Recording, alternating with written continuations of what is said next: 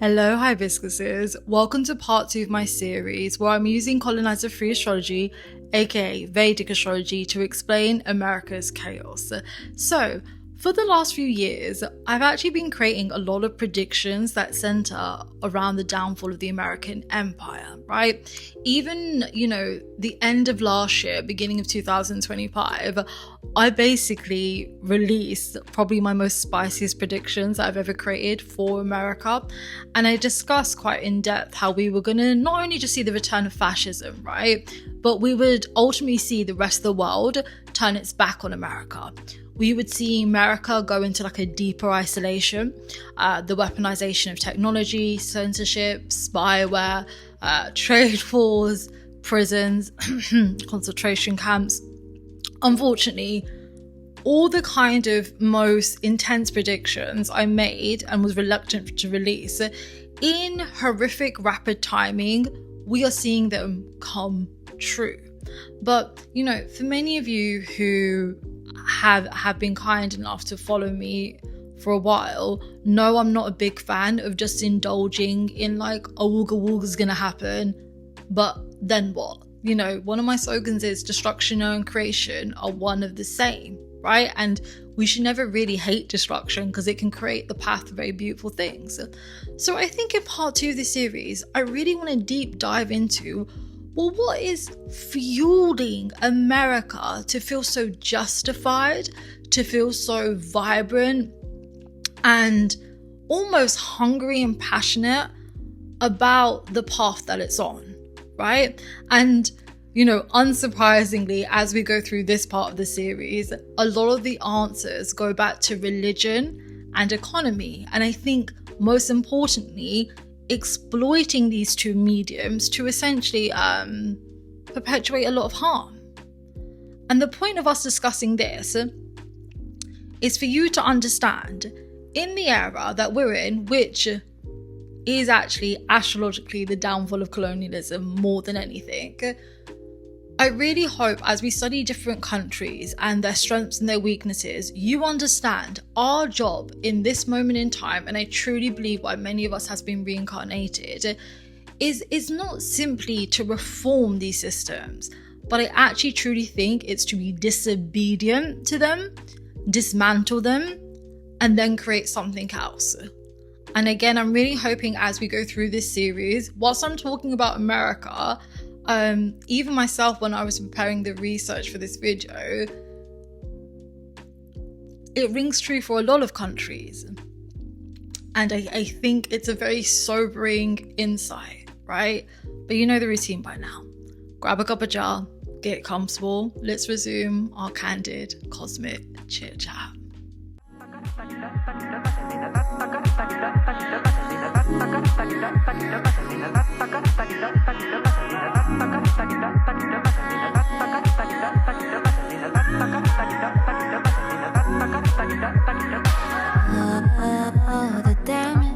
The damage is done, baby. So, we're going to be focusing on America's sun placement. Now, America's sun placement is very interesting because I think it heavily contextualizes everything else that we're going to explore later on this series. And again, I think it magnificently explains why America systemically cannot be a place that is just and fair, and you would literally have to rip it all apart and create something new in order to have something that is fair to all kinds of people and something that would be a good global player in terms of happy and prosperous relationships and fair relationships across the globe, right? So again, the one thing I want to emphasize is at this moment in time, if you find yourself in a very desperate, disheartened, ultimately disparaging position because of your relationship or your status with America, I want you to understand, I would look at it through two lenses. Either you're there to evolve it and create what the next thing is meant to come after it, because America's rooted in destruction, i.e. as we explored in the first part of this video, or perhaps your experiences in your encounter with America and what's going on is meant to inspire you to evolve stuff with a different place that you will call home. And I think for many of us, to call in justice. So again, I want to remind you, astrologically, we're in the downfall of colonialism. And I keep thinking about, I wonder why it starts with the American Empire. But then I learned how big the American Empire is and how it impacts everything else. So I'm like, well, the liberation of one is a liberation of many. But well, let's get into it, right? So when you analyze the sun symbolizes the impact the country's going to have, you know, I would say general reputation, and then obviously its actions spread throughout the world. It deals a lot with ideology, so you know what is influencing that country's culture and its norms. It deals with types of leaders, so don't just think about, I would say, political leaders. This also gives us a very strong indication of the kind of people that will thrive in that country. So I don't know, think about maybe business figures, entertainment, media, so on and so forth. It deals a lot with cruel behaviors, and best believe we'll be having an in-depth discussion about that. It also talks about difficulties. So this can talk about the difficulties the country will create for itself or the rest of the world, or likewise the difficulties, you know, it has to overcome to evolve into something better. Emphasis on the evolving. Nothing about America is meant to say the same. Then it deals with the political power, both internally and externally, as mentioned. And most importantly, and something I really want us to focus on, loans. Financial loans. And don't you forget it, because the second half of this video is really focusing on economics. Now I want to talk a little bit about the sign that it falls into, right? So their sun is in a sign called Born of Vassal. Now, Born of Vassal is Gemini type 7 to 9. Now, first things first, Born of Vassal is heavily associated to religions, right? Places of worship, priests, preachers, code of conduct, scriptures. Born of Vassal encaptures it, right? Born of Vassal is also the birth nakshatra of Lord Ram, who is an incarnation of God, and essentially is an incarnation of Vishnu, who is an aspect of God that always reincarnates when evil has become too great. Now, alongside that, Born of Vassal also deals with extremist thoughts and I would say a hypocritical nature. So, you know, Born of Vassal is ruled by Jupiter. Now, often in astrology, we kind of fall into this trap where we associate planets to extremely good, extremely bad, you know, that kind of black and white thinking. And we must never really indulge that, okay? So the same planet that symbolizes enlightenment, that again rules this sign, you know, this sign is also associated to sciences, technology, writing. So you can really see where that enlightenment, that education, that information piece becomes so key, right? And, you know, these people are often very clever, right? They're very intelligent. They're very, almost like a humanities brain, 9 times out of 10, right? But again, free will really matters in this conversation. But the point I was trying to make, right? Jupiter can also become quite close-minded. Jupiter also symbolizes ignorance. And I think one thing we can agree on, regardless of the culture, the ethnicity, the country we come from, it seems to be a fan favorite of fascists to weaponize religion to exasperate ignorance, stupidity, and cruelty, right? So again, just remember, Born of Vassal also captures that hypocritical aspect, so not practicing what we're preaching and perhaps the blatant lies in what we're saying. And yeah, as mentioned, extremist thoughts. Now, Born of Vassal in English actually means to find another home, which is ironic because America is founded upon genocide and then the most, you know, top 5 disturbing cases of enslavement. And it also deals with this feeling of feeling unsettled. And again, this is something I'm going to heavily concentrate on because, you know, I say a lot, Vedic astrology is also religious practice because I think to fully get the true depth and magique, if you like, over Vedic, it requires someone to have a strong sense of faith and religion. And I keep thinking about, can you imagine the karmas associated to genociding a whole people, stealing their land, but in the modern day, your people cannot afford housing. You have some of the most unsafest places in the world. And it's just, there's a correlation there that I'm eager to explore also. And yeah, as mentioned, sciences, technology, the publishing industry. It also deals with healthcare. But But I would say it especially focuses on diseases that maybe impact the nervous system. Also, you know, perhaps conditions that create short attention spans, which again is probably a conversation that's worth having in terms of values and how people end up justifying such violence and perhaps not being on the best path, right? And finally, it sits in the 7th house. So the 7th house covers a lot of different ground. So number one, it's law and legislation, which again, in order to understand America's chaos, you have to analyze and understand its legal system and how it's ultimately designed to protect the few and not the many, to put it politely, right? It deals a lot with international reputation. So again, we mustn't forget America for a very long time has had incredible soft power, and regardless of perhaps the world is now turning its back on America, at some point it has unfortunately played putty in America's hand. And it's really interesting how America's international reputation makes or breaks its economy, which again we'll explore. The other thing I thought was really interesting is the 7th house actually symbolizes like father and associated with fathers. So I was thinking, I was like, oh, even in the rhetoric of America, you have kind of the concept of founding fathers.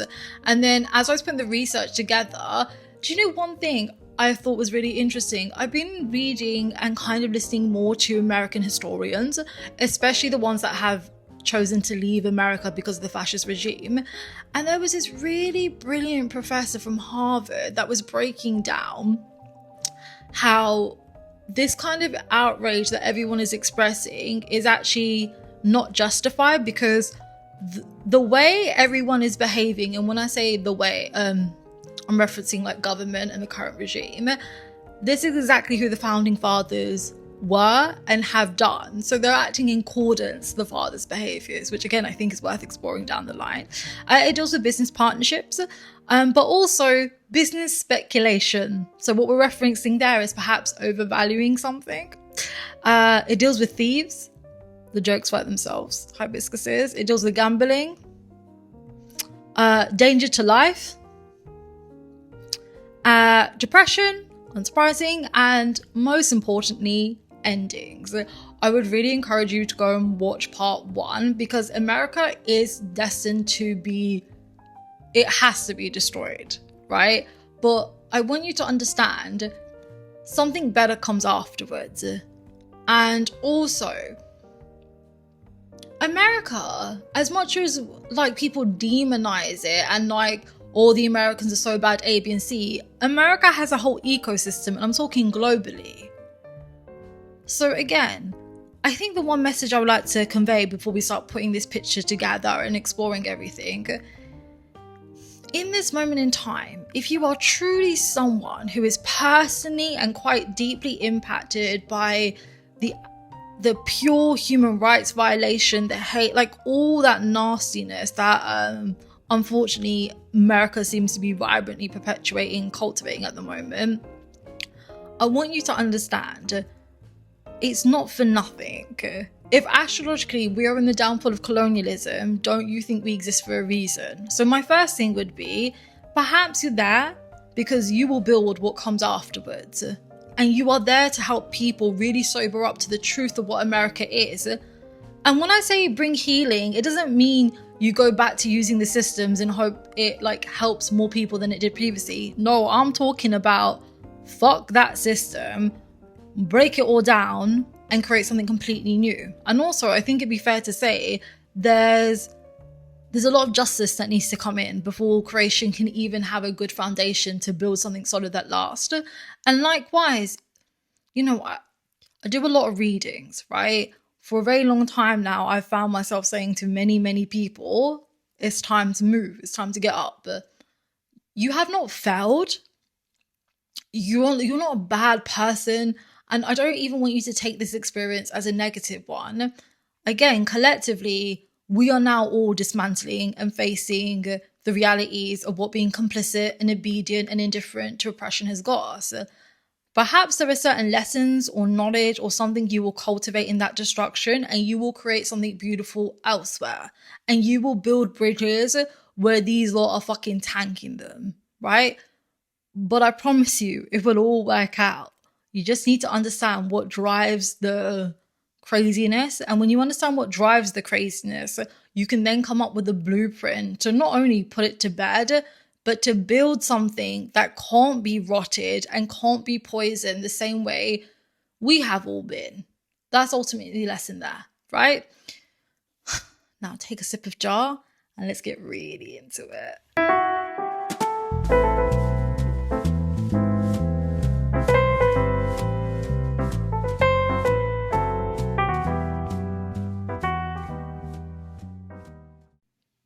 So, if I did not know I was looking at America's chart, this would be my initial observation, because you have to keep in mind America's 7th house is actually filled with a bunch of other planets, right? And again, 7th house symbolizes foreign countries, and it deals a lot with law as discussed, and it hones in a lot around our relationship with other people. So I think based on the sun placement, we would have a country that heavily influences its own people and deeply aspires to influence the rest of the world. And it relies on propaganda to do so. And its propaganda will come in the shape of religion, sciences, medicine, technology, literature of some kinds. Now, the propaganda works by either shortening people's attention spans or essentially taking away their critical thinking, so they become either seduced or obedient to whatever this country's ideologies are, and they profit from that, and it allows them to have more control over certain places. I think it heavily is intentionally trying to hinder the way people process information or have access to certain information, and a balanced way of doing that. Or one could argue people who are attracted or thriving in this country by default, either they're going to be manufactured into not being very bright and therefore they can find happiness in there, or by default they're not very bright and that's why they do very well in this land. We don't have the budget, but maybe black out my screen and present the lyrics by Green Day called American Idiot. Before you get your panties in a twist, if you're wearing any, you filthy animal, I just want you to know it is an outrageously positive sign if you find yourself deeply questioning, deeply isolated, ostracized. Basically, if you are not seduced by the propaganda and you take great issue to it and you're like, this is not the right track, I want better, this is all shit, this is not how it's meant to be, fantastic. You reincarnated for a fucking reason. Let's take those hunches you have and get to work, right? But all jokes aside, look at it like this, right? We can't ignore that sun placement in the 7th house is fused with a bunch of other planets, right? So we know essentially America, or that country, will try to deeply poison other countries, especially through the lens of, like, I would say, ideologies. And the other thing that really stems for me, right? Many illegal activities go down. Like, it shows you by default, yes, this is a country that might have a lot of like global economic power, but by default, many abusive business partnerships, deeply exploited, and I think, like, outright it shows there will be abuse of law and legislation to enable grotesque activities. And I also think, listen, if you are not thriving in America, or you find that you are an American that can only thrive in other places, I probably think that's very good.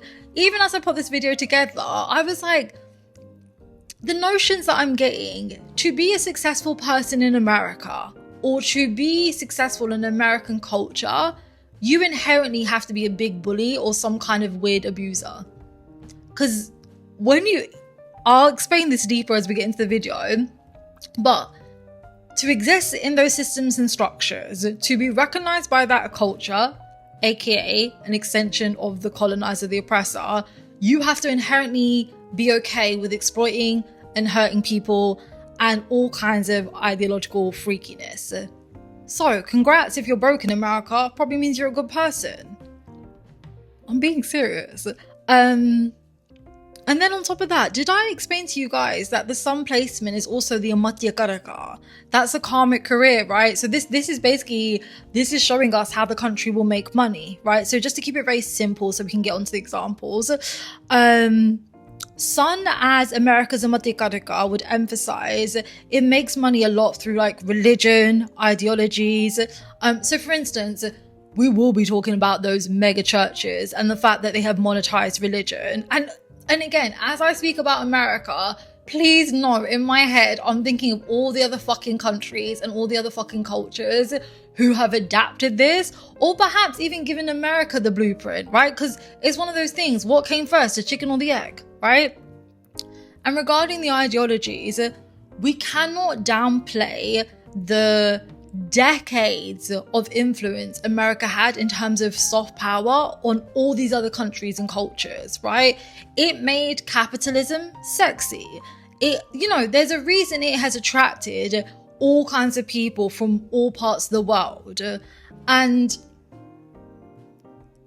this is something we'll talk about a little bit later on, but I've always thought it's very telling who aspires to be American and what they're willing to do to be American. Because again, immigrants thankfully and wonderfully exist in all parts of the world, right? But it's interesting how you have people who assimilate and people who become inclusive, and they really bank on that diversity to create a lot of goodness. And you never want assimilation, because assimilation will always create poverty and destruction in the end. And I think that's what America is going to be a good bookcase example of. Now, let's start breaking down Born of a Sioux, where it sunsets, in a lot more depth. So, the first thing that I really wanted to concentrate on was Born of a Sioux's theme of finding another home, right? So, as we know, a lot of the settlers, why am I even saying settlers? A lot of the thieves and genociders who made their way to what we now recognize as the United States of America were essentially trying to locate a home. A lot of them either came through the guise of they were seen to be religious extremists, and basically their country's like, y'all gotta get the fuck out of here. We cannot have you fucking up the vibes. Others came in the name of empire and conquering, but either way, we have some bummy people who are unable to keep a roof over their heads, and now they want more than they've deserved, right? And I think about this often because even think about that through a karmic lens. You are in existence because you don't actually know what it is to cultivate, participate, and sustain community. And it's not like you've come fleeing from war. It's not like this is long lost ancestral land. This is literally showing us the foundation of a country is built from people who spiritually are homeless, who cannot find a place that feels safe, stable, and prosperous. And I think that's got to heavily affect everything, because then I think a lot of the propaganda that even now under the fascist regime that America finds itself in, how much the rhetoric of community and housing is weaponized to make people feel okay with being complicit and abiding in the violence against other people, right? Keep our town safe. You know, we have such a precious community in the sense of home. We must protect it. When I'm like, well, through a religious lens, all of this has to be a lie, because it's showing us your very soul is, you don't know what community is, and you are always searching for what that answer is. And there has to be a deep karma in terms of you genocided millions of people so you could have a home, right? And then on top of that, you destroy, you mess around with the land, you make it an unlivable environment, quite literally, and then culturally and economically. And And I come to this point where I think, well, through the lens of karmas and cause and effect, could you ever really have a prosperous land when you have carved it out in blood and displacement? Like, truly. Because there has to be an irony of America, but you invade everybody else's country, right? You are actively now genociding Palestine and profiting from displacing those people. Isn't it really weird? As I sit here unpacking this to you all, I'm like, the very creation of this country comes from homeless people. That's why it can never stop homelessness. That's why it also doesn't know what it means to cultivate community. And it's a country that's deeply obsessed and, makes money from real estate, but it's all an illusion. Do you know what it is? It's as exploitative as the people that would have founded this land to put on their communities. And this is what I'm saying. Like, when you look at America, everything about it, from garments to politics to economics, is designed to be destroyed because it's fundamentally built by destructive forces. And it's not even the kind of destruction that clears up things, right? It's the kind of destruction that knows it's dissatisfied but doesn't know what it's seeking. So therefore, there are no limits, there's no mores, there's no boundaries. All there is chaos and illusions. So you'll often hear me saying Vedic astrology is a religious practice, right? All it is a reflection of your karmas. And everything that happens in your life is essentially like a big snowball. So until you learn a lesson, until you pay a debt, if you like, right, the thing keeps building and building and building. And as I was just talking to you about like displacement and founding fathers, I really came to some strong conclusions about how America's start, which deeply shapes its values, also really emphasizes why it has such horrors when it comes to its environments and housing markets. And also, again, like, it really puts it, I think it's the math starts mathing, basically, right? So number one, let's go through the founding beliefs, right? If you like, the faulty blueprint. So America, like many countries, is founded on very contradictory ideas, right? So when those founding fathers came over, ironically, when genociding, when stealing land, when wrecking other people's homes, they simultaneously were building beliefs that every man has a right to land and private property. Which, not only you say that, but you're quite literally stealing someone's land, but the native people of what we now recognize as the United States, they actually had more of a community view on what land was. And it was a responsibility, it was a sacred thing, and it was never to be exploited. And isn't it interesting how when those people had ownership and autonomy over the land, how prosperous, how beautiful, how giving it was, and still could be. But ever since these fucking colonizers and oppressors got their hands on it, well, look at where we find ourselves in 2025. We're beyond climate crisis. We are now in the consequences of oppression on all different fronts. And this is what I mean. When things are dire, it's because endings have to happen. But let the ending not be something where they grow into a more demonic force. Let the ending be of, you had your time of oppression. We have learned in so many ways, this is simply not it. It's not good to barter, pander, or even compromise with you. Things have to be radically different, right? And again, I even think like the founding fathers and their kind of attitudes towards like land and ownership, but that must also create the value or the philosophy around, a self-made person, completely ignoring the systems, the violence, the entitlement, the privilege, the theft that allows people to become self-made. Because you weren't self-made, you stole, you beat, you killed. It was not inherently yours. And I think, again, like when you look at how this normalizes homelessness now, that's what's got to be that kind of view that land and housing is a commodity and not a necessity. And it's that mindset then that leads to like what we see now as the homelessness crisisness, unaffordable housing, deep like wealth inequalities, and like a quality of life, care and dignity.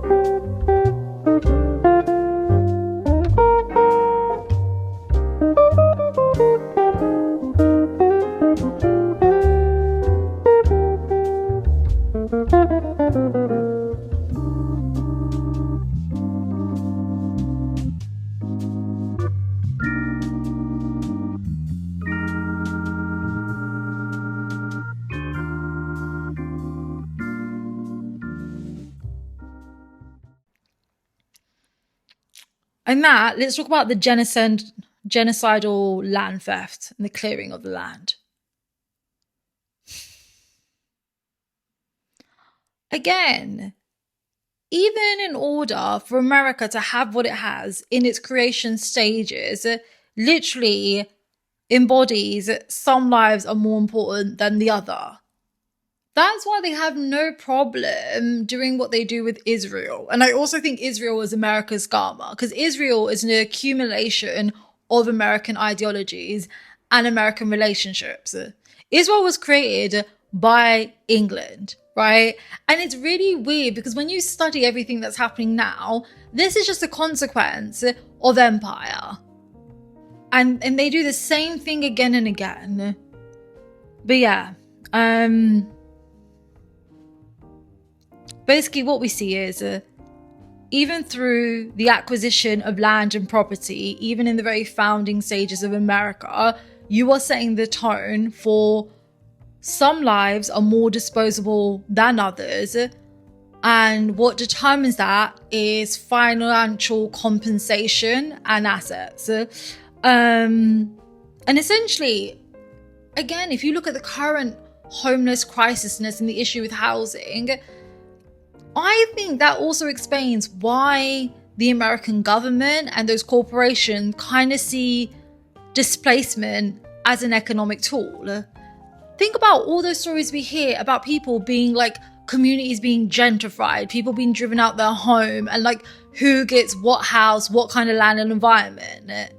Like it literally is a setting foundation for a hellscape.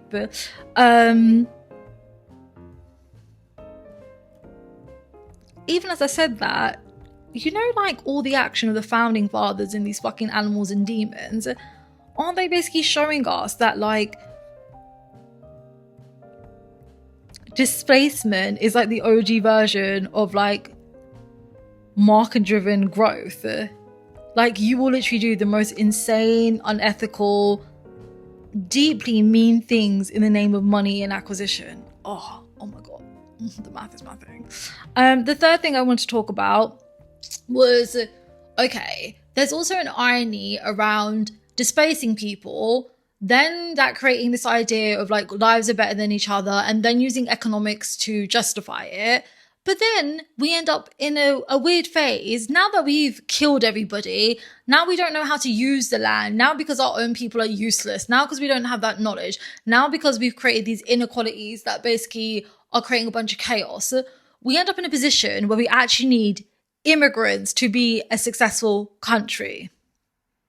So look at it like this. America, from its creation, so from agriculture to the tech boom today, has always heavily relied on immigrants. Oh my God, do you know what? The more I'm creating this content, the more I'm having like brainwaves, and I'm like, I am horrified. So another thought I just had is America's relationship with foreigners has never changed, ever, right? Its economic boom came from the genocide and then the enslavement of people, right? And it always relies on vulnerable labor, right? People who either have no option other than to do this work because it's their literal survival and they need a place to stay, all the way into like today, even now, when you look at like people who are coming to America to work, they are often in dire circumstances and they simply have to make it work for the name of survival. Isn't that fucking spooky and ghoulish? Oh my God. I made some notes. Let me explain, right? So, number one, right? America is deeply dependent on foreign and kind of immigrant labor, right? So therefore, what they will do is to, I think, keep wages competitive and to fill difficult jobs, they need people who are kind of suckered into believing into the American dream. So who better to do those shitty jobs at shitty prices than people that are fleeing countries where you've created war, where you've created violence, where you've normalized really weirdo behavior? This is your reminder, there's over 750 military American bases across 80 countries of the whole wide world. They're there for a reason. And again, like when you are desperate, you will work either through fear or just aspiration. And then I also think the second point is the threat of displacement as motivation, right? Immigrants and people who have been enslaved, there's so much fear. There's so much fear of death. There's so much fear of poverty. There's so much fear of just like societal shame. So again, you end up trapping these people to do the work that you need doing by creating like dire circumstances. So they're just happy to have like a roof over their heads. Or like even like a place to sleep, which is so disgusting, right? And look at it like this. The fear of losing your home, even though you exist in a system that's designed to basically make you homeless and have the lowest quality of life, you go along with the game instead of questioning the fucking game maker or like even the idea that you would be a chess on that board. And again, they work for American interests, right? A lot of migrant workers, they are working the fields, they are working on infrastructure, they're working on technology, they're working in the healthcare system. Slaves haven't gone anywhere. They've just been given like longer fucking chains. And isn't it wild? The first thing we study is like this idea of finding another home. And from America's creation to the people that come there, there's a big theme of displacement. So I want you to ask yourself this. When you look at the drivers of what fuels America's violence, the first thing has to be is America doesn't actually have a sense of community, but all it knows is in order to keep hold of land, of assets, it must essentially displace people who will then create the sources of money that allows it to own things. Isn't that a motherfucker? So let's explore the values that will allow a country to feel so comfortable with genociding and displacing and weaponizing land and shelter. Now, do you remember what I said at the beginning of this video? Born vassal is closely associated to religions, extremist thoughts, and hypocritical ideologies. So let's not forget, right? A lot of the founding fathers, a lot of the people who came to create America, they themselves were religious extremists, right? Whether you want to look at people who were coming from different parts of Europe and they were essentially Puritans, and basically, long story short, their own homelands went, y'all motherfuckers are too crazy, too intense, we can't be functioning under this. Do you know what I just thought? Isn't it crazy for a country that's so Islamophobic and screams Sharia law and they're trying to like enslave us? Your ancestors are like one of the OG religious extremists. I honestly sometimes feel like America is a fever dream and all we are doing is being projected on by people who have what I can only describe as perhaps the most sourest and bleakest ancestral karmas, and essentially, instead of resolving their problems, they keep trying to make us feel guilty about the shit they've created and tricking us into doing the labor of resolving their issues and problems. Oh my God, I literally think that's what it is. But getting down to business, right? So let's start with Puritans. Let's go through a few of their key ideologies so you can understand again what is at the core of the values that allow the American culture and the retrospective governments that have been to do what they do, which is a whole bunch of spookiness and ghoulishness. Now, you have to understand that Puritans are a sect of Christianity that essentially believe they have a special covenant with God. So it's this idea of like we're a chosen community, we're chosen people, and we're here to do the work for God, and only it's really us that can commune and understand God. And that tells you a lot about how we end up with the America that we do. But let me break it down in 3 simple ways, right?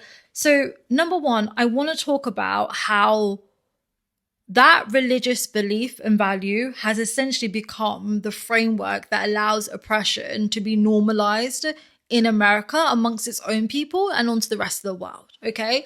So again, you know, when you look at that era of Puritans, it's kind of this idea that our way is the only way, right? So Puritan belief essentially meant anyone who challenged their religious belief and the social order that they deemed morally correct, that's not just someone who's, you know, disagreeing and objecting. That's a sinner. That's someone who's a threat to heaven, God. So that lays like this psychological normalization of like pure brutalization towards other people, right? And also you gotta look at it like this. This means like the founding of America, and again, this is so wild for a country that like always screams free speech and like individualism and no one has a right to infringe on your rights. But the foundation of America is there is no separation between church and government. Like that's it. When you are a Puritan Christian, there is no separation. You know, religious and governmental rule are the same. And they're driven by maintaining purity and their connection to God.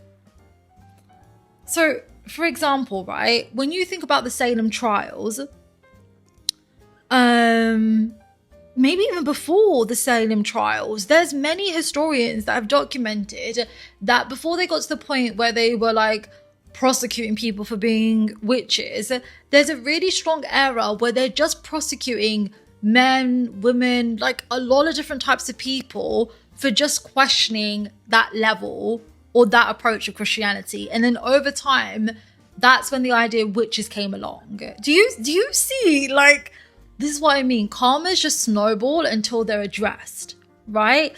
So for instance, there was a guy called Roger Williams, and essentially I think he's the one that argued that we had to separate the church and the state, right?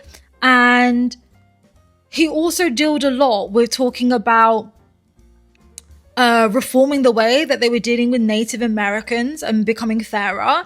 And he talked a lot about religious freedoms. And then basically they scared the fuck out of him and drove him out of whatever town he came from, America. But you have to understand, that's the foundational culture of that country. And now I want you to ask yourself, do you think the issues of what that framework was creating has ever been addressed? Or do you think it's just been allowed to shapeshift and become something spookier? Right? And again, I think the reason it's carried on, so one part of me is like, yeah, ancestral karmas, but the other thing is, you've got to look at it like this. America in its creation is a holy experiment. And the creators of that experiment are so thirsty for it to succeed, even if it doesn't make sense, even if it's showing you it's weak, even if it's showing you it's flawed, they cannot let it fail, because for them, it fucks their relationship with God. Isn't it weird how so therefore they need to maintain a sense of unity, and that unity needs to be pretty orthodox, it needs to be pretty suppressive, it needs to be pretty fear-mongering in order to succeed, because any other thing fucks up the whole understanding of God and why they're there. And also it probably becomes apparently very quickly clear that you're not meant to be there and it's all a terrible mistake. Right? Now I also want you to think about how puritanical Christianity becomes the spiritual foundation or reasoning for capitalism, right? So again, it's very common in puritanical Christianity where they'll say wealth is a sign of God's favor, which, can I tell you something? I've always found it really interesting how a lot of like extreme like American Christian theologians always fail to mention how much of their Bible removes chapters and chapters of interpretations. So like the Bible in America, they've removed like something from 45 to 50% of the Old Testament, and the number gets bigger for the New Testament. So they think they're reading the New Testament, but conveniently people didn't translate literally very significant work that would deeply undermine and downright condemn the way American Christians function. And I always found it really, really interesting how in American Christianity, they're not taught about certain religious figures and like really big theologians of times way before puritanical Christianity, who used to basically say wealth was sin, because if you have like an obscene amount of wealth, you have to commit sin. That's why I always tell you, don't you find it interesting how every religion in the world talks about be very careful about how you make money, and if you are ever in a time where you have an extreme wealth, it's not a favor of God, it's a sign of like corrupt exploitative behavior. But we don't talk about that, huh? We don't talk about that. But let me get back to it, right? So yes, Puritans didn't invent capitalism. Capitalism is a byproduct of colonialism. Colonialism is one ugly mother who birthed even uglier children. I feel like I just joined the Nicki Minaj and Cardi B argument. I'll talk about someone's kids. If you dragging it to hell, I'm taking you to whatever's beneath it. Believe me. Anyway, let me concentrate, right?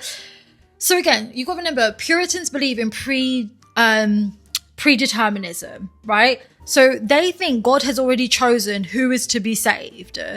And you can see a lot in that when people are wealthy, which is untrue, because therefore what you're doing is normalizing them stealing, them brutalizing, them exploiting people to collect their wealth. They literally say, oh, we're allowed to do it and we're successful in doing it because if we weren't meant to, God would have stopped us. Who are you to stop us?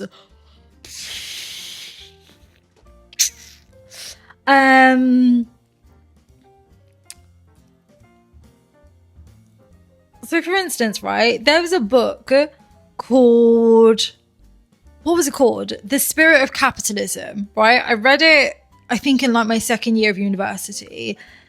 And basically, he argues a lot that American Christianity provides a psychological mindset that makes them comfortable with the violence that they're about to permit and the actual like sinful nature of capitalism.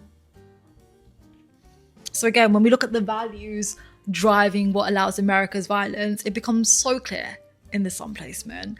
And the third one, I want to talk about the city on a hill. So when you talk about, well, why does America feel so comfortable about foreign interference and like this deep hunger to have like global ownership? Again, I think you have to look at puritanical Christianity and how it kind of thinks back to this idea that it's God's chosen people and therefore like it's right that they lead the rest of the world, right?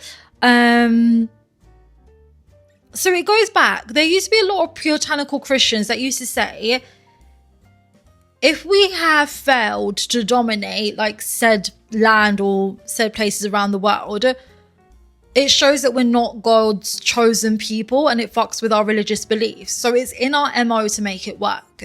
So therefore it justifies occupying, it justifies genocide, it justifies enslavement. Like it's a lot of nasty work, hibiscus is. And again, it evolves into this really disgusting belief that's quite unique to American Christians, that it's like their God-given role.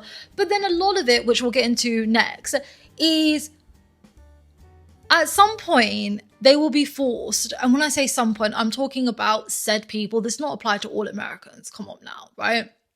But there will definitely be a large amount of Americans that will have to reconcile the only reason they felt victim to these beliefs is because they didn't actually have access to the proper scriptures or its totality. Don't forget, I've said a lot in the individual horoscopes and kind of the more like personal experiences. 2025 to 2028, while Saturn goes through the 9 types of Pisces, the karmic prison opens. There's a lot of people that are about to condemn their bloodlines and many future descendants to a fucking hellscape. And it's all through their ignorance. It's all through their lies. It's all through their corruptions. It's all through like their criminal activities and their like truly disgusting behavior. But likewise, in the same breath, there's a lot of people who are about to be liberated and escape prisons that they were manufactured into being in. Swings and roundabouts, I suppose. But yeah, just to summarize, when you look at America's kind of original religious values, that's what creates the normalization of interfering in global affairs and harming other people. It normalizes this idea of oppressing neighbors and just a bunch of spookiness. Now let's talk about how that evolved and how it still affects them and, God forbid, the rest of us to this day. So from the early stages of America being formed until present day, all you've had is this like continuation of essentially a very oppressive understanding of religion. And that oppressive interpretation has enabled so much violence and also so much fear. You know, think about, and it's so crazy to say, but it's not unique to America, is it? The monetization of religion. Because imagine you follow the New Testament, but you forget the part where Jesus actually detests the church, where Jesus was kicking down tables of bitches trying to sell merch. But you have mega churches. You also forgot the part where Jesus congregated with those who were outcast, with those who were oppressed, those who were seen as kind of sinners. But yet you hold or you strive to have this more high ground. And all that is hibiscus. Really, when we look at it, it's just trying to create an atmosphere that makes sure no one challenges authority.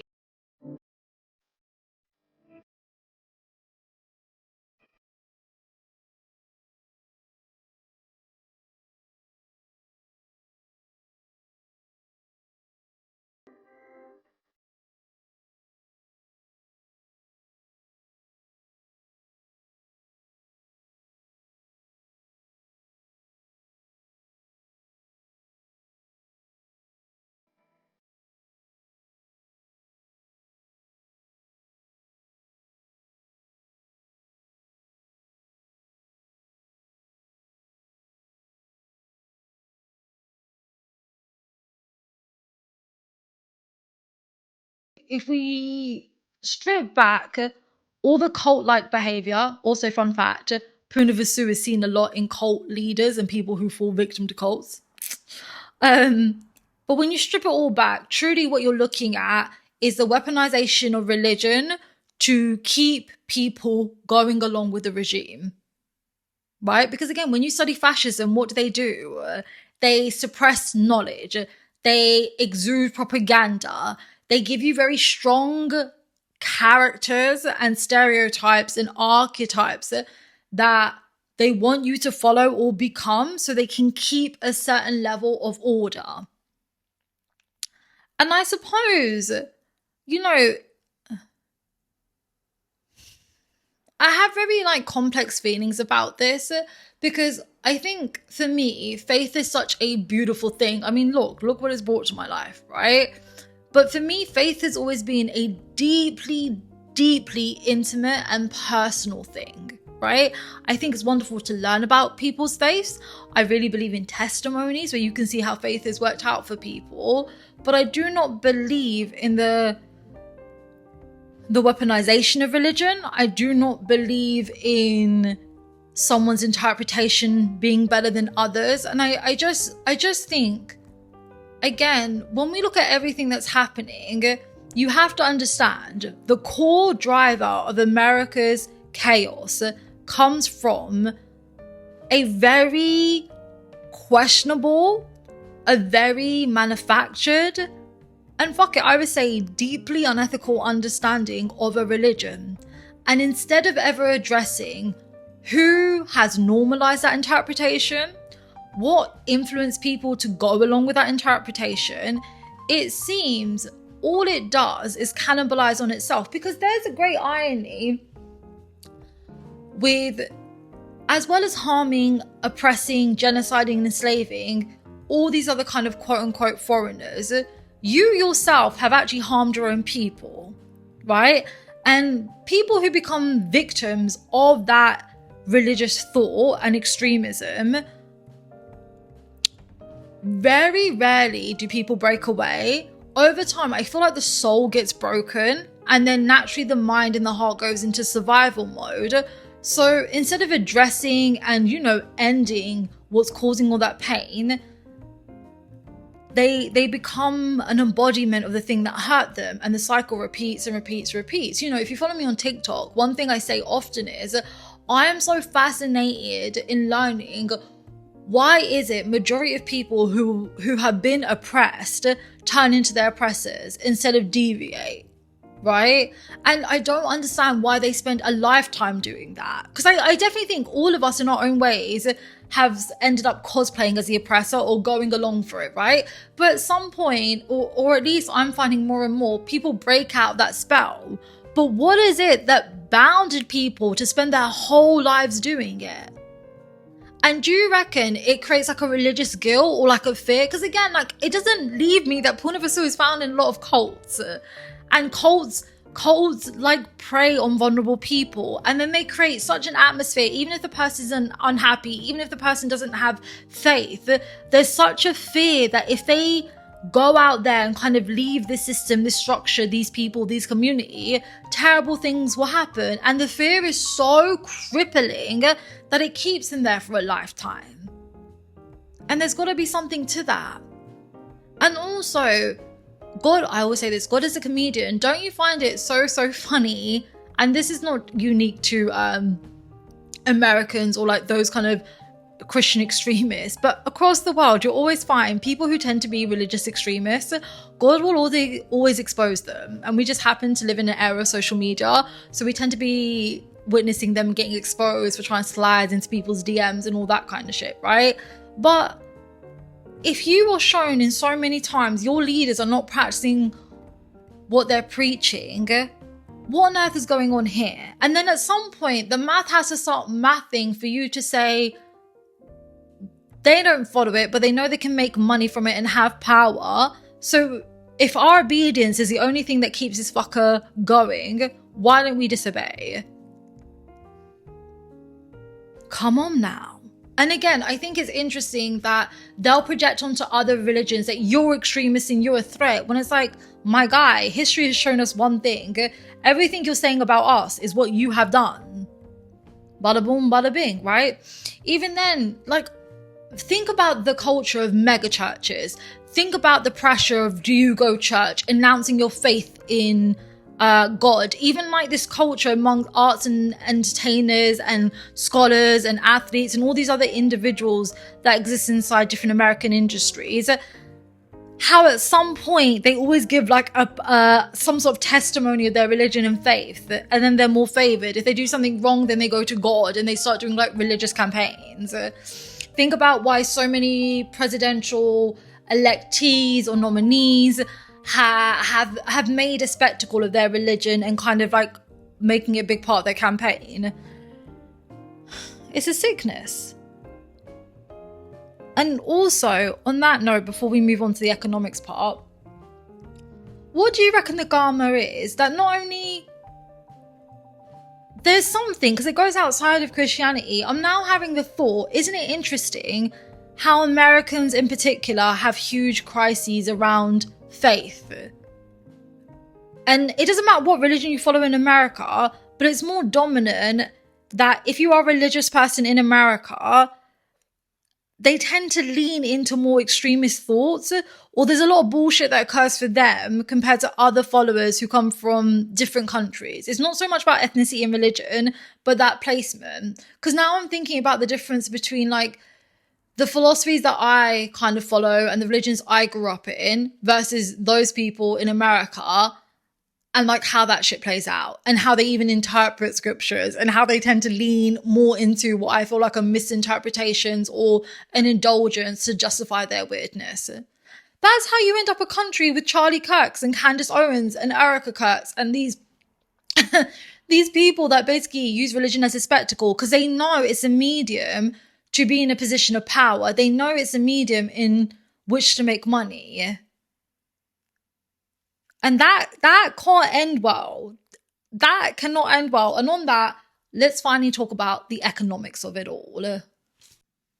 So, whilst discussing the religious values of America and kind of that foundational base, it's also become clear religion is a medium in which people can increase their financial standing. And I also think it helps them have a certain proximity to power, right? Now, here's a gag. Going back to Purna Vasu, again, the sun placement of America, guess what Purna Vasu's life aim is, right? It's not moksha in terms of liberation, enlightenment, and freedom. It's not dharma, more righteousness. It's artha, money and resources, right? And God is a comedian. Guess what Purna Vasu's shakti is? It's superpower. What power is Purna Vasu given to kind of complete its life journey? The power to make substantial wealth. Think about how this picture is coming alive, hibiscuses. Because I think the things we need to do to resolve the injustices, not only that America creates for its own people, but what it influences in the rest of the world, are deeply fucking clear. But let's break it down, right? Now, for me, when I look at Purna Vasu, you have to consider its deity, which is Aditi, right? She's the mother of creation. And think about that in its relationship to wealth, right? When I think of America, obviously, like it has always prided itself on being like the world's wealthiest country, a moneymaker and all of that. But I want to argue against that because I don't think America's rich. I think America is a deep lesson around the illusions and the pitfall of wealth. And I was really looking at it quite deeply because when you really think about American economics and the culture around money, all America represents is the hoarding and the exploitation of wealth and abusing people and reeling them in with the promise of wealth, but keeping them very intentionally poor. So you make more money and they can never really be in a position to fight back because wealth is also a means for justice and liberation. And that's why we also have to talk about class consciousness. And that's why you also have to understand, regardless of your color, regardless of your religion, regardless of your gender, you cannot normalize, romanticize, compromise, work, and obey billionaires and people who are comfortable with having obscene amounts of wealth, because the only way they can make wealth is through your exploitation. There is no other formula, right? So let's go through it, right? The US economy presents an image of prosperity, right? So through like high stock markets, consumerism, but all of this is simply an illusion, right? It's simply an illusion, because sun is also cruel behaviors, right? Born Vasul Aditi, she's the mother of creation, so she can create illusions too, right? America has severe economic fragility.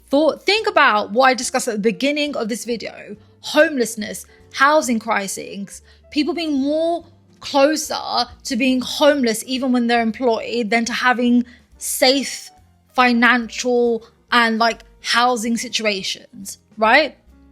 And also, all of America's economics is really unproductive financial activity, and you can trust me on that, because before I did this, your girl was very experienced in financial tech, right? So I want to share one of my favorite books I read when I was working in financial tech. So there's a guy called Thomas Piketty, right? I think he's like a French sociologist or something like that, right?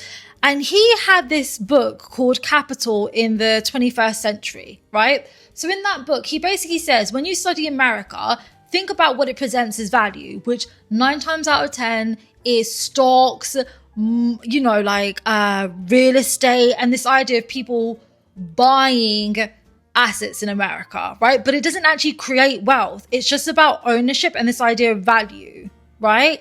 But the issue is, wealth only grows for people who already have assets. So what you think is a boom in wealth is actually showing you the increase of wealth inequalities, because the people who already have so much are just buying more, more, and more. And then the people who already had fuck all or barely hanging on are increasingly being put into poverty. So when you see, oh, Americans are spending more, what Americans are spending more? What are they buying? Where is the wealth actually increasing? It's an illusion, Hibiscus is. And even then, I want you to ask yourself, don't you think it's wild a country's wealth is figured out by consumer power, not by quality of life, not by the ease of being able to buy like food, not by anything meaningful and safe and healthy. Is literally shown by what do you own and who owns what. And again, look at this. Let's break down the illusion, right? So there's this idea Americans own so much, right? But that's not productive. That's not productive at all. It's not that Americans are becoming richer. They're more willing to be in debt and take on loans to have assets, so either they can compete or be in alignment or be perceived as to be doing well. This bubble always breaks, which we're going to talk about, right? America exasperates a consumer society so those elites can keep making money, whilst the actual people who create those products, who consume those products, are descending into what I can only describe as hell. That's why on TikTok I say a lot, the keys to your liberation are linked to your consumption.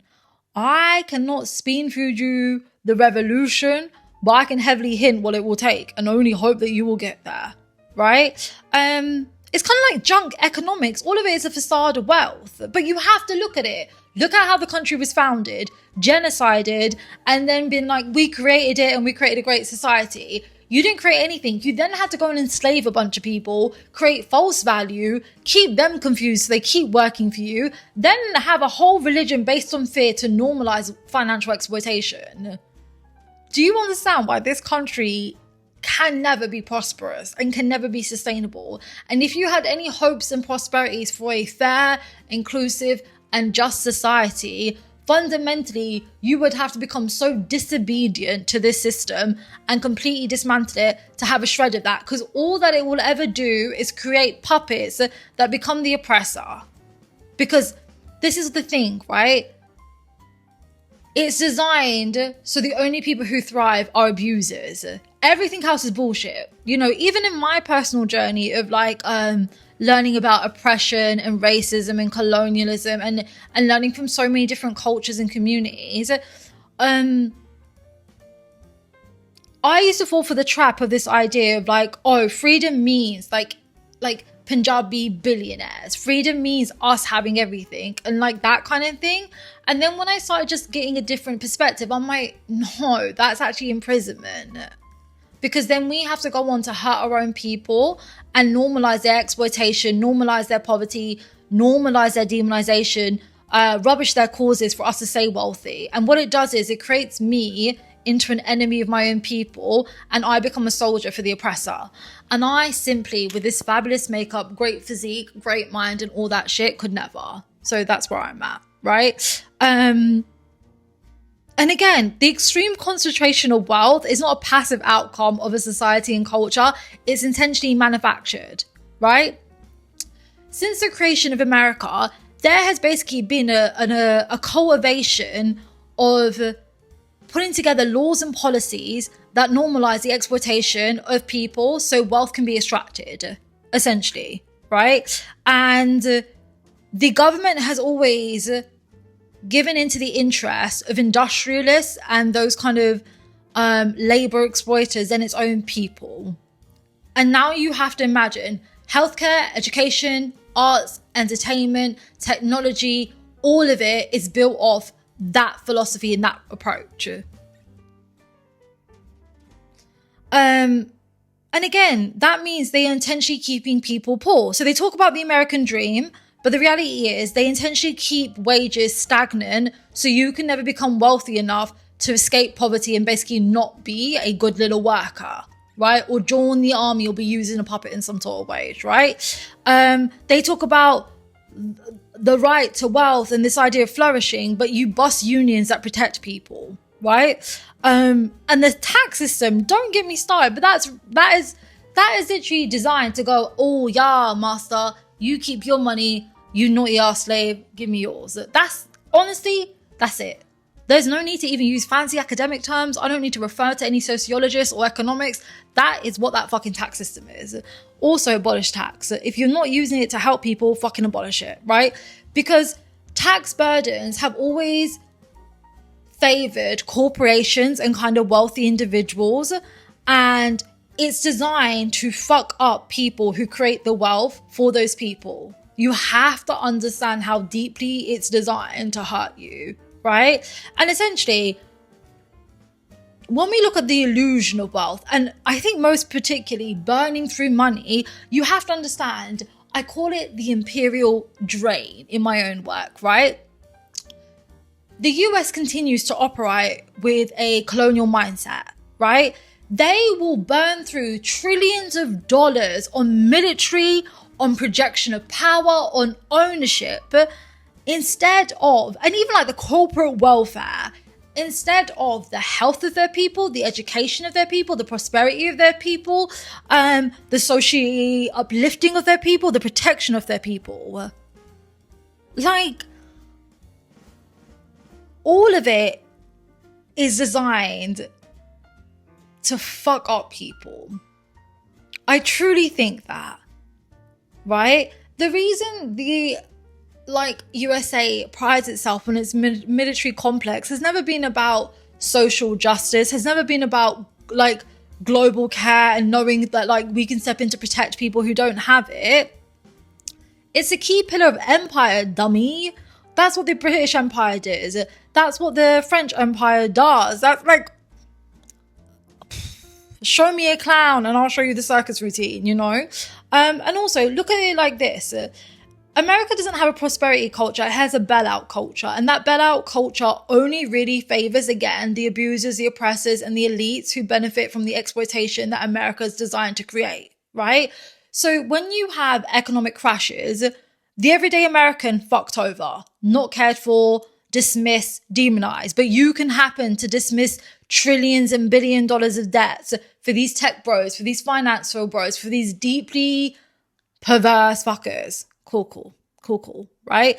Even like when people were suffering through COVID financially, it was fine for you to give tax breaks and cuts and like breathing room to companies because they stabilize America's economy, but you couldn't do it for the workers that create America's economy. Cool, right?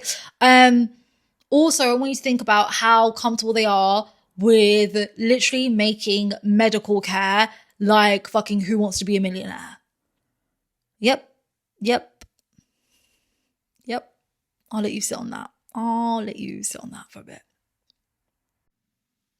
Okay, let's do a little recap. So, we have learned that the sun being in Purna Vasu, which also happens to be America's Madhya Karaka, the karmic career, it shows a country that is deeply dependent on propaganda and also makes a lot of money from propaganda.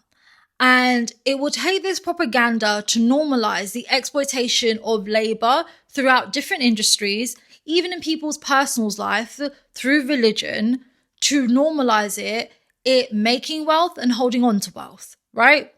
Cool. So we get it. Exploitation's the name of the game. It thrives on displacing people, and it all comes down to owning land and holding on to it, right? Cool. Now I want you to start thinking about who the fuck thrives in that? And should we not be deeply concerned about the individuals who can thrive in that system, that structure, and normalize that system and structure? Because can I share something with you, Hibiscuses? When putting together this research, for some reason, I felt compelled to like Google schmoogle, who are the most wealthiest Americans or what businesses have really thrived in America? And fun fact, every fucker on the Epstein list down to very consistent criminals when it comes to exploiting labor, they all had Purna Vasu in their chart. So you know what? Gather a good couple of plates of snacks, get real comfortable. Let me read you off a list of these fucking criminals. So firstly, we have Steve Jobs, and this is how he exploited workers. So whilst he is positioned as a pioneer, so aka Aditi, the mother of creation, he actually has a really strong history of relying on manufacturing systems that subject workers to brutal conditions and also literally genocide a whole fucking country. And as always, free Congo. So let's go through it, right? So a popular example would be Apple contracted manufacturing factories in China, right? And when these factories were investigated, one, there was poverty wages. People earned so fucking little, they couldn't even afford a plate of food after 6 hours of working. There was excess forced overtime. So people working 60 to 80 hours in these factories, which again, went against every fucking legal limit you could ever imagine. Harsh living conditions, because guess what? Whilst these factories were quite literally killing people of these countries, they were also ruining the environment. People have diseases, people can't see properly, smell properly, babies are coming out with defects, but oh, thank God we can use iPhones, right? The safety issues were that bad, people were unaliving themselves, right? There's a book by, she's a brilliant writer called Jenny Chan, and it's called Dying for an iPhone if you would like to learn more, right? Number 2, I want to go back to this idea of slavery. So like I shared earlier, right, the materials used to create a lot of Apple's products come from Congo, right? And Jobs and, you know, the leaders after him often say that, you know, we have really strong policies to make sure everything's ethical and safe. This is not true. This is not true. Their supply chain is riddled in death, is riddled in child labor, is riddled in political violence, in rape. And you would think at some point you would just stop. You would pull out operations. You would do something radically different because literally to have your iPhone costs blood, right? To have that MacBook, to have fucking Apple streaming, all of it. I'm so embarrassed and disgusted, like, for us. But it all comes from blood. But yeah, they try to manipulate us to make us fiends of consumerism and convenience. So just ask yourself, you know. There's an organization called, what's it called? I think it's called like the Enough Project. And it actively tries to combat like the marketing and the exploitation that, our needs must be fueled. And it basically challenges all that shit. So you should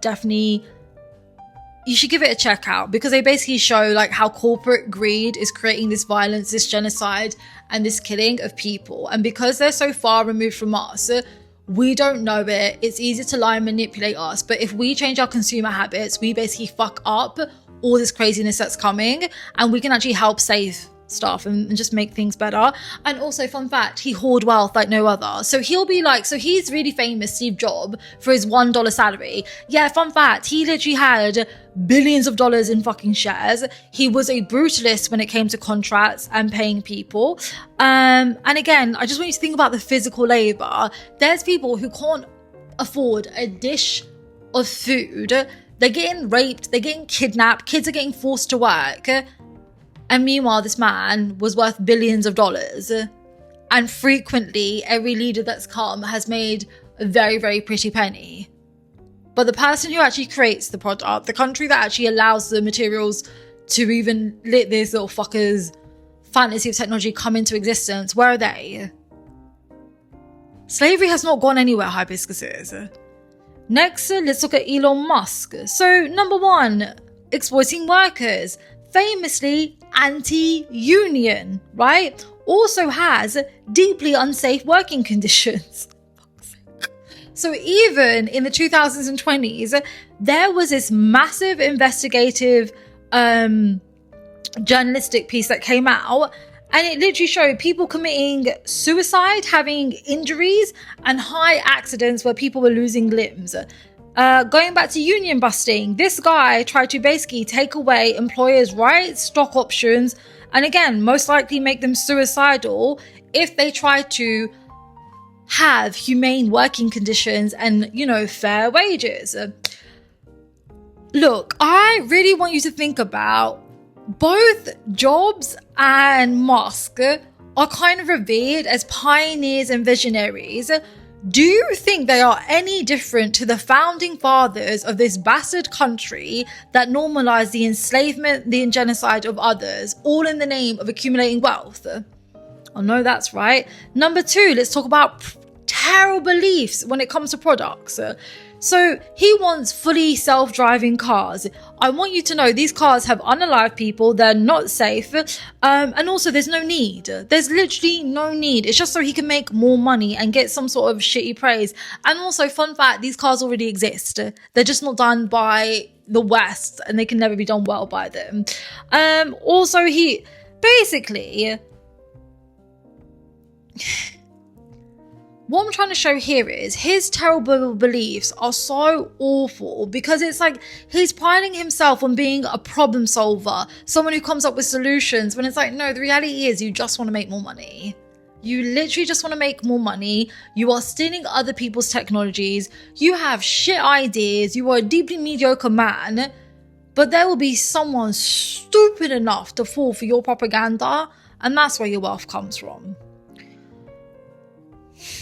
Let's talk about the abusive systems, right? So again, he feeds on public funds. So he's always got like government contracts and A, B, and C. Those billions of dollars, sorry, hibiscuses, those billions of dollars could have gone towards public welfare, healthcare, social community programs. Instead, it went towards his shitty rockets that can't even touch the sky, much like his manhood in action. Do you know he has plastic surgery down there? I just thought that was worth.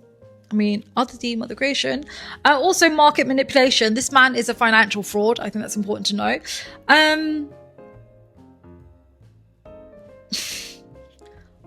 I think what I'm trying to say is, even when you look at Jobs and Musk, look how much governments and its leaders will shape policies, systems, and processes, not for the benefit of its people, but to keep elites interested in feeding money into their economies. Do you think that's any way to live, hibiscuses? Right? Number 3, let's look at Larry Ellison, the CEO of Oracle, the guy who literally paid billions of dollars for an algorithm because the most expensive real estate is between your ears, right? Imagine they are losing that much wealth. They now need to interfere with your free thinking. Fucking asshole. So number 1, let's talk about how he exploits workers. He has a caste system, right? So he basically has a hierarchy of employees that he values, and yeah, that is often also tied to race, nationality, and religion. Let's talk about wage suppression, right? He basically at one point was trying to partner with Apple, Google, Intel, and all of that to keep track of what they were paying their workers, so they essentially could bully talent across the industry to give into what they thought were deemable wages instead of paying them their wealth. And they used to work together to basically eliminate competitive job offers, so people kept to stop people jumping ship and leaving. This is monopolies. What else does a colonizer want? Colonizer doesn't care for community. Colonizer doesn't care for innovation. They never. All they care about is ownership, even to the point if it means dumbing people down, stifling innovation. That's the greatest gag. They position themselves as innovators, as thinkers and pioneers, but all you are thieves. All you are demons of stagnation. All you are insecure, deeply unskilled, unaspiring, entitled, beige souls that just want a sense of importance. Right? Let's talk about terrible beliefs. There's many. Long story short, right? He basically believes the more you police people and you have technology that spies on people, the better you'll have more well-behaved citizens. But what do you do when citizens live in a fascist regime? What do you do if citizens fundamentally are not Zionists? What do you do if citizens don't agree with genocide? What do you do when citizens say, this is exploitative, fuck all of you, we no longer want to make money for you? It's a slippery slope, right? Do you know what's really interesting too? People who were customers of Oracle once said they felt like they were stuck in jail, right? They would get these aggressive audits from Oracle, which were usually baseless, and then all of a sudden they would have to pay all these fines in A, B, and C. And it was really interesting because it was often going to be customers who were going to leave, or customers who basically had really big thriving businesses, and Oracle did not want them to go to anything else. Basically, Oracle is a fucking prison that traps people by saying, welcome to our candy shop, and then comes down the bars. Like in, what's that film, Chitty Chitty Bang Bang, where they think they're going into a candy thing and when he flips it down, they're in a cage. Let's talk about abusing the system, because he also is a tax avoider 101. So number 1, he's known for extreme tax avoidance. He also is in debt, right? So Oracle took on a massive debt, over $90 billion, to invest in innovation. And long story short, it didn't work out. And then the government had to pay the price. This is the thing. We often praise these people being like value extractors, when it's like, no, all they do is create more poverty. And we praise them for the idea of having access to that wealth. But very often it ends poorly and they don't do much with it, right? And really, all they are masters of financial engineering. We are literally praising exploitation, poor money management, and the harm of other people. After that, let's talk about Larry Page, the co-founder of Google, now known as Alphabet. When we talk about exploiting workers, it's a long list, but essentially, a few things. Let's talk about the TV system. And again, this is something we should be concerned about. Companies are not your family. So basically, Google is like one of the biggest architects for this. So at one point, Larry Page was like, oh, we give our employees free food and sleeping pods and A, B, and C. You dumb asses. They are basically giving you home comforts at work, so you stay longer to work for them. and essentially be exploited for your labor, right? Even in the 2018 walkout, when employees went, this shit is weird, we're not with it, they basically started exposing the racist, the sexist, the classist things happening in Google, right? He then, when they're telling you about occupational segregation, he doubled down on like keeping these people segregated and punishing them for the walkout, right? Next is talk about the terrible belief in products. There's so much to, basically, long story short, spyware. Spyware, deeply manipulative, harmful AI, shit products, and this idea of breaking things and building fast, which is not really about innovation, it's more about money, right? Huge privacy violations. Yeah. Oh, this is your reminder, Google's now owned by Israel, so they gave them billions of dollars and we should keep that, right? And let's talk about the abuse of systems. So Google is a big monopoly. It's really shit innovation. It relies on basically buying like startups and tech things that are doing very well and just saying, oh, it's a Google product, right? And they will bully people into buying into them. They're also known for tax avoidance. Yeah, all around anti-people. Right? So they treat public goods like their own capital, and they have no respect for social stability or privacy, right? And they champion creating regulation that allows them to exploit, which is a common theme. Next, I'm going to talk about Bill Gates. Again, I'm keeping this surface level, but no, it runs deep. So when it comes to exploiting workers, he's the one that came up with the permatemp worker. So that's like, they won't hire you officially, but they give you a temporary contract, or they keep having you come back as a freelancer. Then that gets rid of your workers' rights, your healthcare rights, basically your security as a worker, right? He also has something known as stank ranking, right? So basically, this is when you like rank the employee out of a system that you created, and it has nothing to do with talent and skill. It's more to do like how you're fitting in culturally. Let's look at terrible beliefs. He basically has this thing known as triple E's, which is embrace, extend, extinguish, basically colonizer in the form of technology, right? What is done is essentially harm people that don't want to go by their rule book, and it deeply penalizes people who would like to walk away from that. So imagine a slave who's struck on a certain plantation. Same. Isn't it funny how we praise, what do we call it, strategic maneuvering, when all we're doing is really praising slavery, oppression, and colonialism in a basically 9 to 5. Lovely.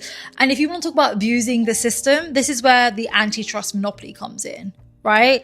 So again, the US government actually took Microsoft to court to saying, you fuckers are buying up everything and it's giving you an unruly amount of power, and also we know you are violating privacy and kind of taking that information to do spooky and perhaps stuff at the risk of national security, right? And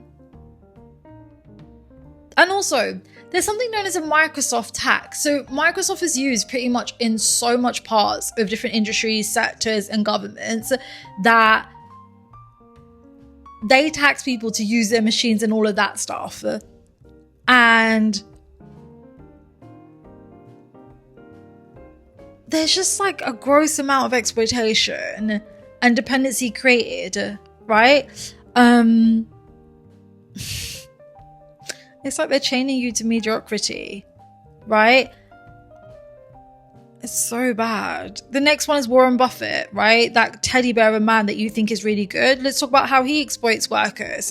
So he believes in cost-cutting exercises. So he believes on, it's vital to shrink down work forces, right? Cut costs. Labor is too expensive. The more we can cut that down, the better, right?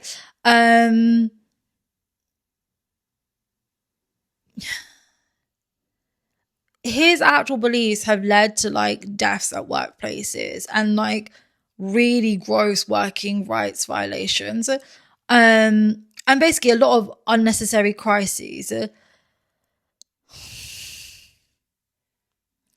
When you look at terrible beliefs, so he believes in monopolies, right?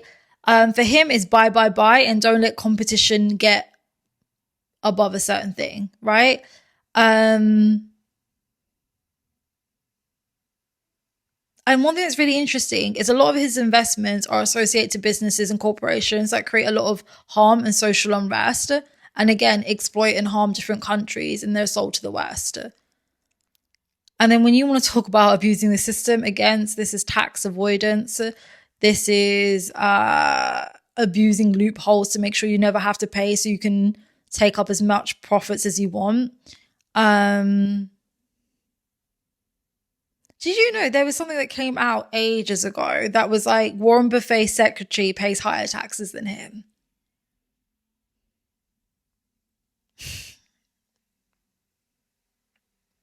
He's like the perfect example of how this system will always support people who exploit and extract wealth instead of actually like sustain it and create it for others. And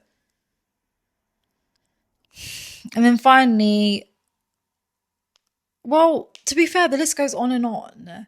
Donald J. Trump has it. Peter Thiel has these placements. All these people that have literally become what I can only describe as financial and technologist and economical terrorists to the rest of the world. Born of us all. And what country do they stem from, and what country allows them to be successful and then poison the rest of the waters? Look, as we wrap up this video, I really wanted to emphasize, when you start to begin to really unpack why America ends up in the situations that it does, a lot of it is the underlying religious values, right? And those values enable the normalization of exploiting people for economic gains. But I want to emphasize two things. You can stay with it, and that's fine, but everything has an ending. And you would also have to reconcile, in order for you to thrive in that system, some part of you has to be joining in the exploitation and the violence and the ignorance and all these very, very questionable things that it perpetuates. Because there is no other formula in where you can thrive without being complicit. And it's designed to be that way, right? But look at it on the other foot. Don't you find it so inspiring that even in something that is designed to be so violent, so selfish, so scary, right? The art that has been created, the activism that has inspired like billions of hearts across the world, and the ability to still dream of a better future, even though there is this undeniable cycle of human rights violating maniacal behavior. And with that, the point that I always try to emphasize is, astrologically, we're in the downfall of colonialism. We're also in a time period now where the treasure chest of ancestral garments has kind of reopened and we become the new ancestors, right? Those figures that, you know, were decades before us, if not hundreds of years before us, we're the new them. We will have that influence on the coming generations. So don't you think the time has come to take our dreams and put them into reality? And talk about how we ended these cycles and how we watched them go out and how we got off that boat, you know? In fact, this is the last piece of information I want to share with you before, you know, obviously you'll probably be asleep by the time you finish watching the rest of this video, but let's get into it. When I was studying America's transits, every time it had a Sun Mahadasha, the illusions came. So they promised financial prosperity, or they invested in something that they thought would age well. But by the time the Jupiter Mahadasha came around, financial crashes, the worst economics, religious extremism would rise, and it was all off the false promises created under the Sun Mahadasha. Think about that. The 6 years of those sun transits gave false promises. And then the 16 years of the Jupiter Mahadasha, which is legal consequences, which is enlightenment, which is governments, which is banking, which is technology and sciences, produce the most horrific moments in American history, and undeniably so much pain and suffering, not only to American citizens, but to everybody else who was basically within reach of America's influence, which unfortunately is most of the world.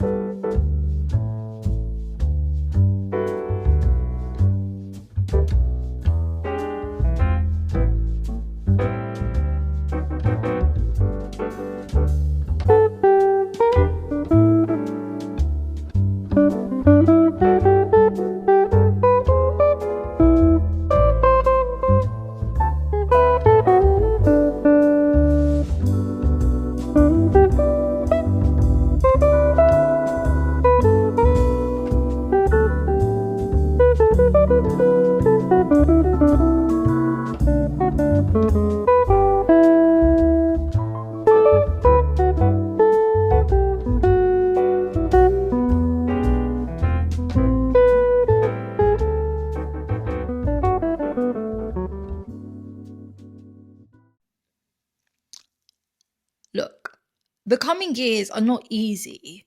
And there's a reason, alongside doing these videos about countries' astrologies, I'm also teaching you about, your identity in the downfall of colonialism. This is enough time to understand how we have been poisoned, why these are not great beliefs and ideologies, and why they will always fail. And then you use your free will to deviate. And it's only in your disobedience, it's only in your, your very honest understanding of why things are the way that they are, then a bunch of beautiful stuff comes. I can't help you. No astrologer can help you if you choose to keep indulging in ignorance. And just understand this, karmas are also interchangeable, right? So much can be worked through, so many debts can be paid off, but if we become complicit and we begin mirroring and indulging and engaging and all of that malarkey with people who create a lot of harm, we will also have to face the same consequences as them. And isn't it funny, after a while, people can't tell the difference between us and our oppressors? There's a reason for that. But I want you to know history will not be kind to you. And even very shortly, these are things that will happen, right? Number one, America's going to enter the Great Depression 2.0, and it's going to be fucking horrific, right? Number two, there's going to be a food crisis, right? Alongside that, you're going to have huge issues with real estate and housing. There's also going to be huge issues with trying to remove and displace even more American citizens in order to build data centers. And that's going to end terribly, right? And the whole time, when they bring the next version of religious extremism that they're trying to normalize, a lot of dodgy stuff is going to happen. But ultimately, think about what I said in part 1 of the series. It's designed to be destroyed. You cannot create a country of displacing and genociding people and think it's going to be fruitful.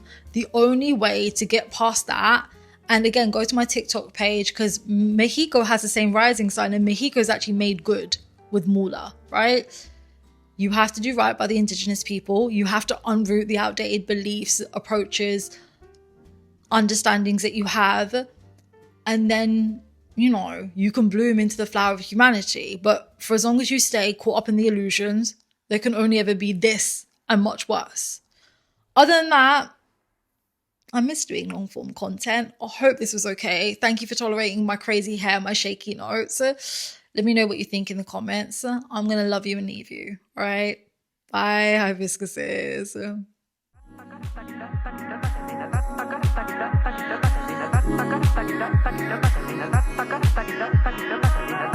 Stuck